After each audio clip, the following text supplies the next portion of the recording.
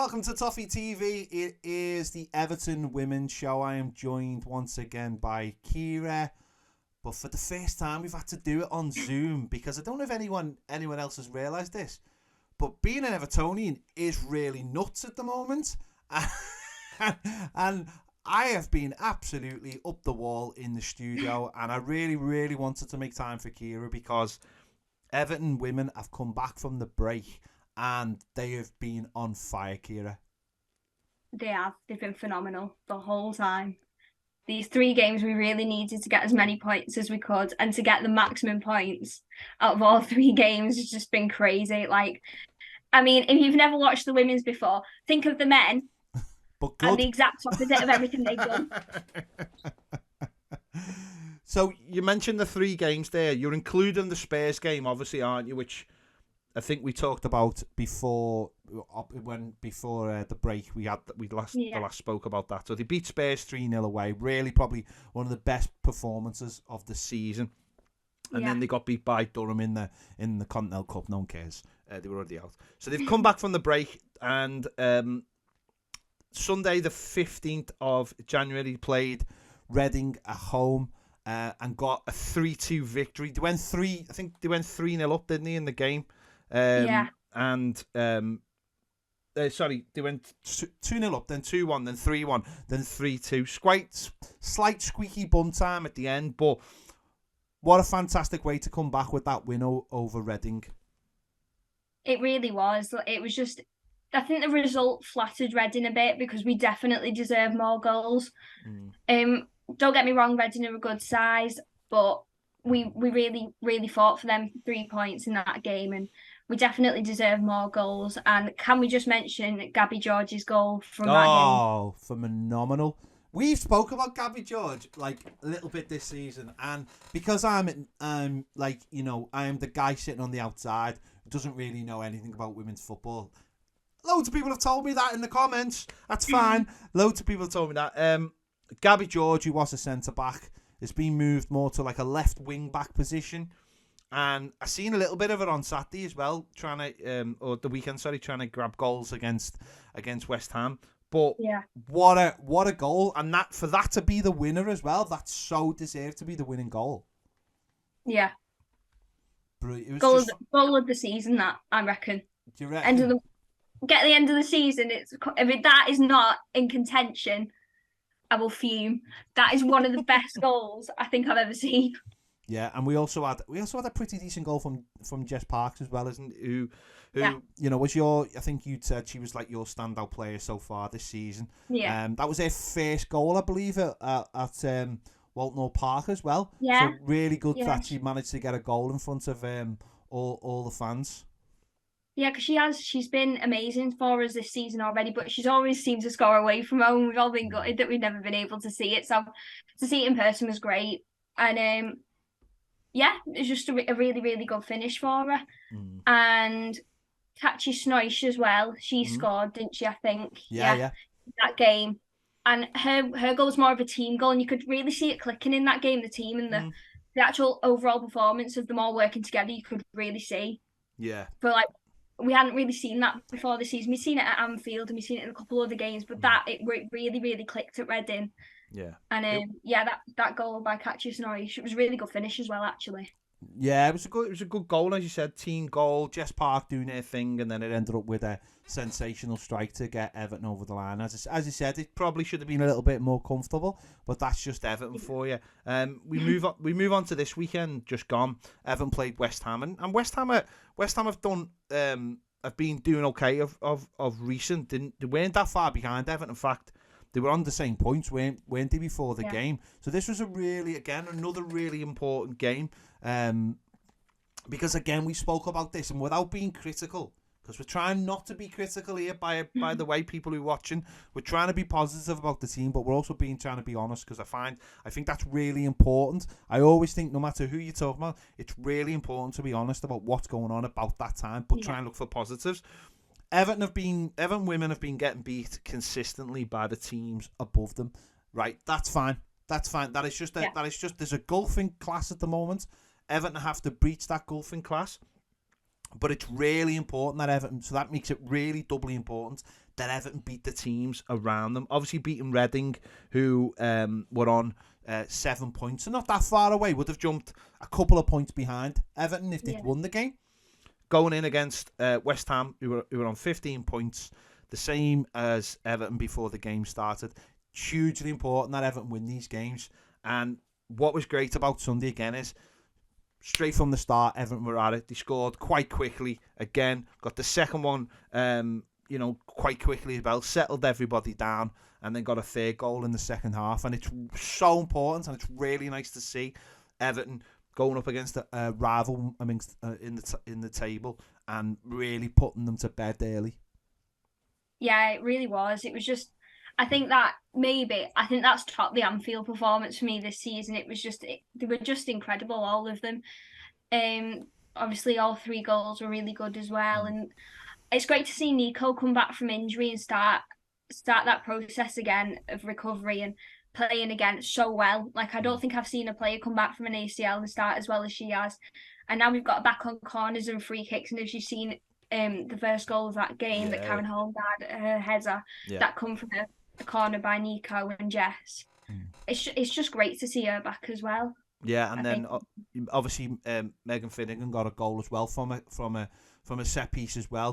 Good header at the far post there, and it is something I've noticed in the women's game. If you are good on set pieces, it's so important. I mean, we more than the men's game, I would imagine. There can be a difference in if you've got a player like Megan Finnegan who's good in the air, who looks imposing. If you can get a good delivery in there, it makes a big difference. And she put in, it was a really good goal. Just again, I wouldn't say to settle everyone down, but to go 2-0 after 12 minutes. I mean, that confidence-wise, that can settle you down so much in a game of football. Anyone who's played football knows that. You can be nervous, you can be a little bit tense, especially after last week, I imagine, as well. With it being 3-2 for the last half an hour, you can feel those nerves. You know how important these games are. So to go 2-0 up after 12 minutes and really control the game against a decent team in West Ham was hugely important. It really was. Megan was just phenomenal that whole game. I think that is the best performance I've seen from a centre-back ever. Men's or women's football, I think that is ever. I'm going to put it out there.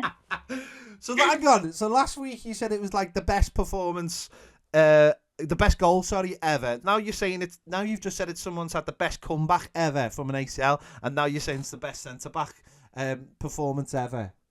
These are bold words. These are bold statements. I know you're a lot younger than me. I'm just going to take your word for it. This is. I can't argue with this. This is what you're saying. If you're saying that's the best centre back performance, I'm going with it. Who am I to tell you otherwise? And who's anyone else to say otherwise? Yeah. Right, well then, in my opinion, it was the best one. But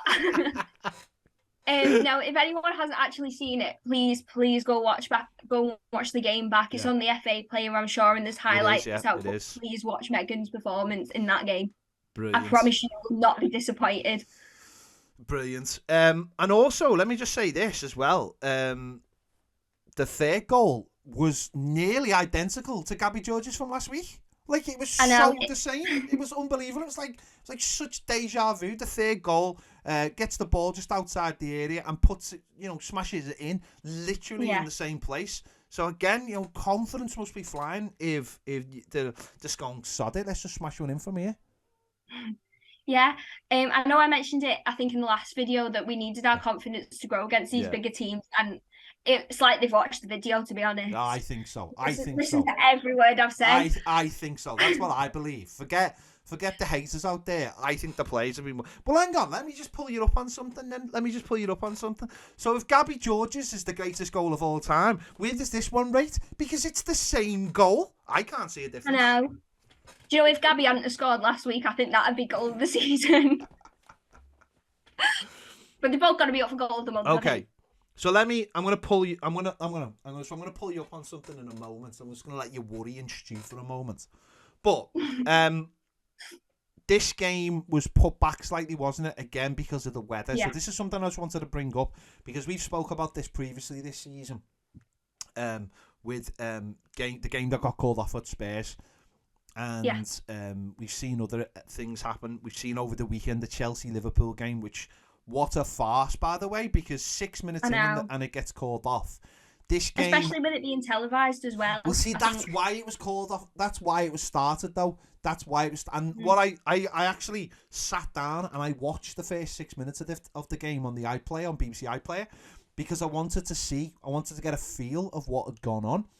And I listened to the commentators and I listened to the people talking after the game. And what I really, really love, and this, by the way, this is what I love about the women's game as a whole, is the honesty of people defending their game. You know, whether you're watching a women's game on the pitch and seeing how honest players are when they're going for tackles and there's no diving and people just tend to bounce up and get on with things, but also how people defend their game. And when you hear people literally on the TV channel saying, well, the reason this is being played is because because we're here on TV. And I thought that's so refreshing to hear people being so critical. And after the game, and you know, the Chelsea manager coming over and basically going, this is a joke, this game should never have been kicked off. The Liverpool manager saying the same thing.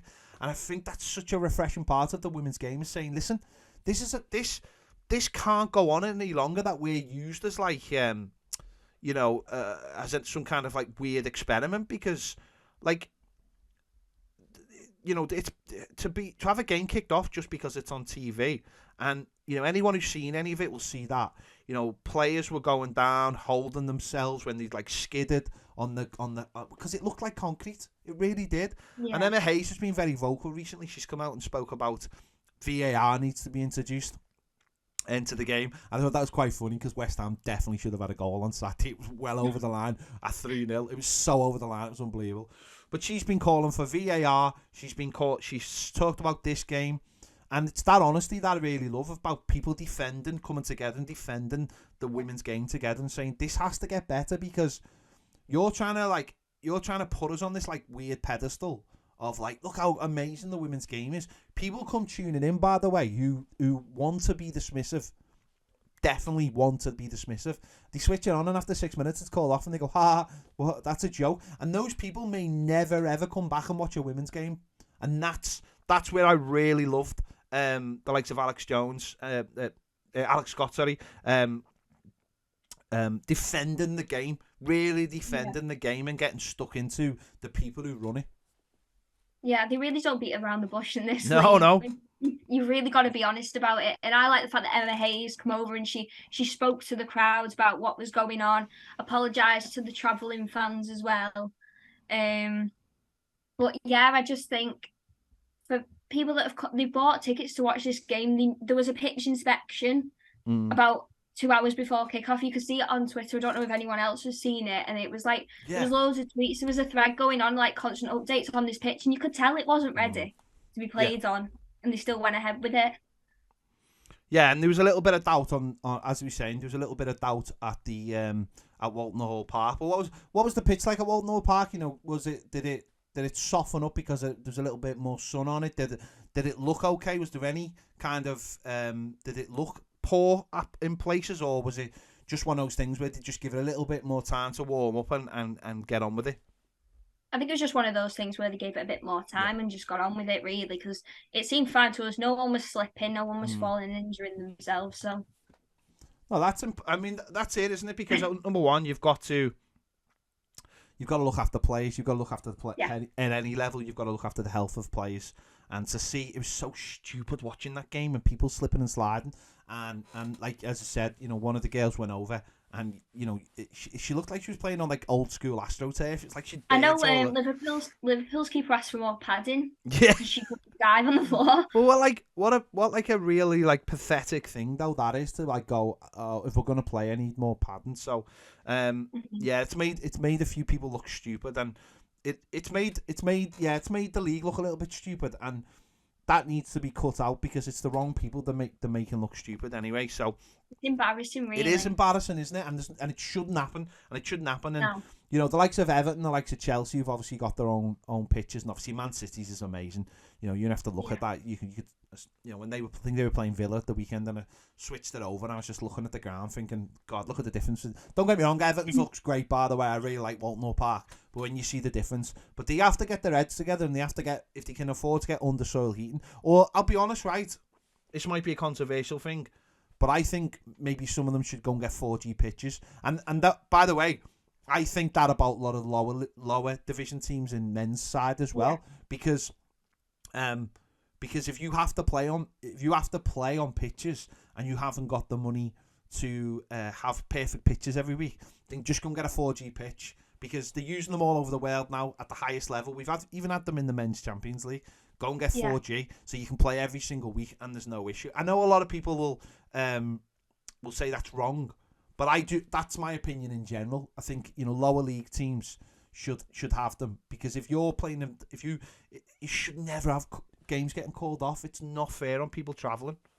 No, it's really not. Especially like when we had, as you mentioned, the Tottenham game that we had away, and it was literally cancelled maybe half an hour before kick-off, and I know there was fans that travelled from Sweden to watch the Swedish girls play, and they come in for that, and then for it to be cancelled that late on.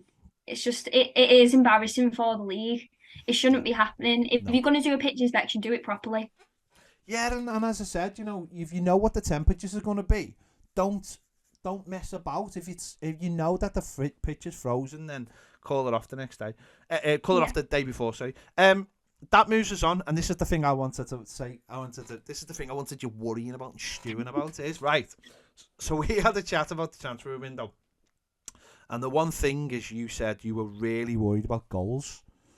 9 goals in the last 3 games, Kira. I put it to you that you may be wrong on goals. What's going on? If they need goals, why have they just scored 9 goals in the last 3 games? I apologise, people. I apologise. No, So it seems to really click now. But yeah, it has seemed to really, really click now. Yeah. And I'm going to look stupid. But Kira, I have been doing this for 12 years.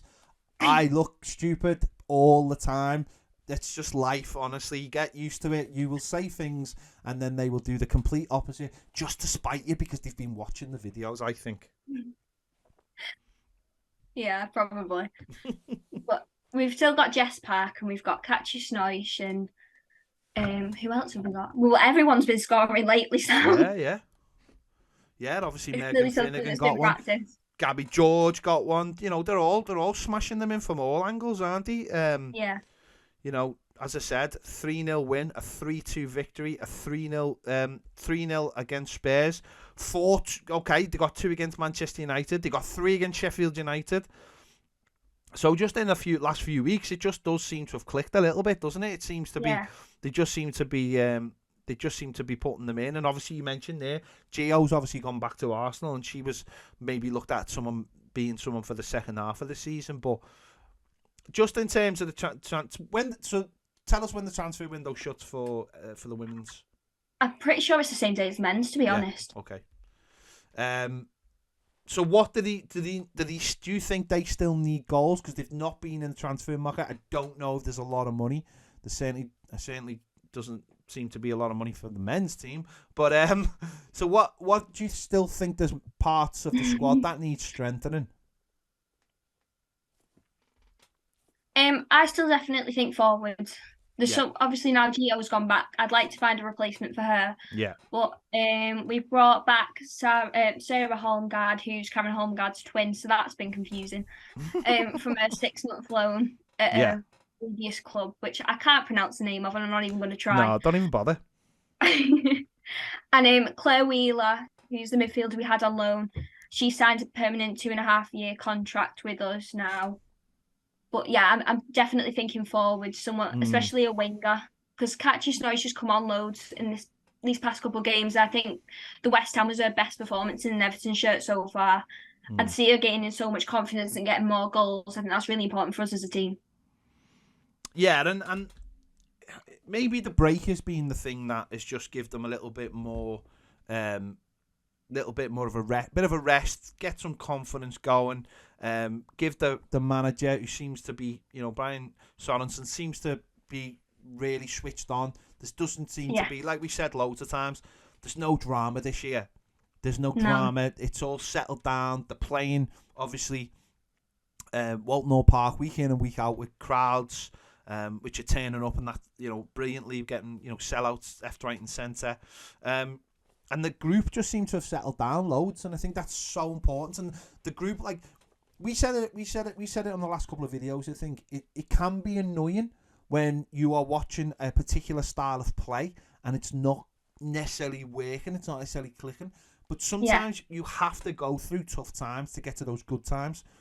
I've been saying that for 27 years. But sometimes you have to go through all the tough games, and you're getting beat by all the top sides. But like I said before, they continue to beat the teams around them. I know West Ham obviously beat them early on in the season, one of the first away game, I think it was.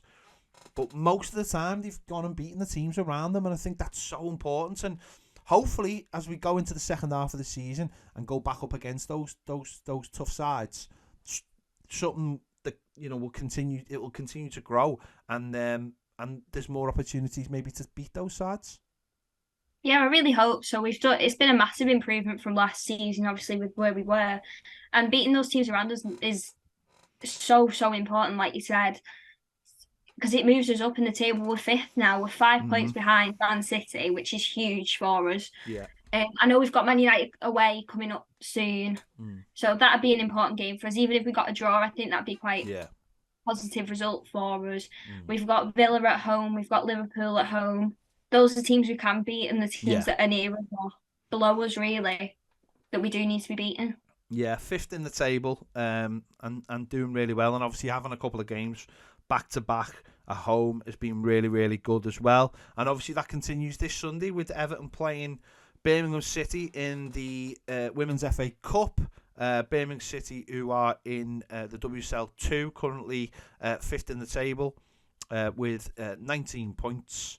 Good opportunity to get a third straight win at home, and obviously, just a brilliant opportunity again to progress in the FA Cup as well.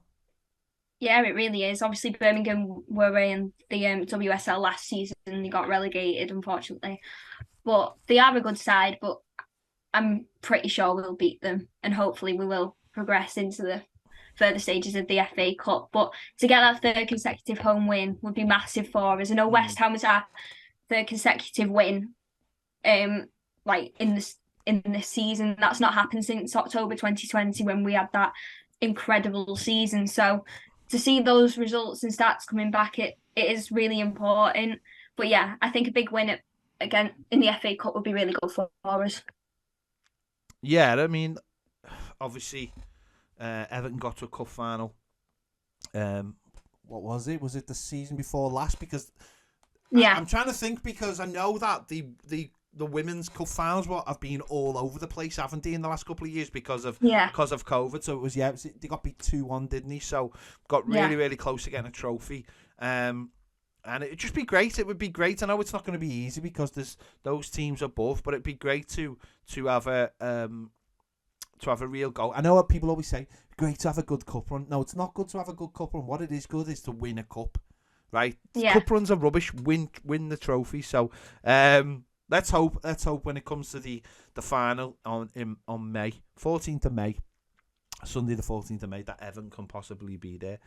There you go. Let's hope so. Anyway, loads of positivity at the moment. I hope all the comments are positive. We aim to bring you the best possible show we can, covering Everton women's. Please be nice to us. Please be nice. Constructive criticism's fine. Just be nice to us. There you go, Kira. Lovely to see you again. Hopefully we can get you back in the studio really, really soon, because it's better than doing this because Zoom's rubbish. But there you go. Thank you to everyone for watching. And make sure if you can get down to Walton Park to watch the Everton women's team, that you do so. They need your support like we do. So make sure you do that. Thank you for watching. See you later.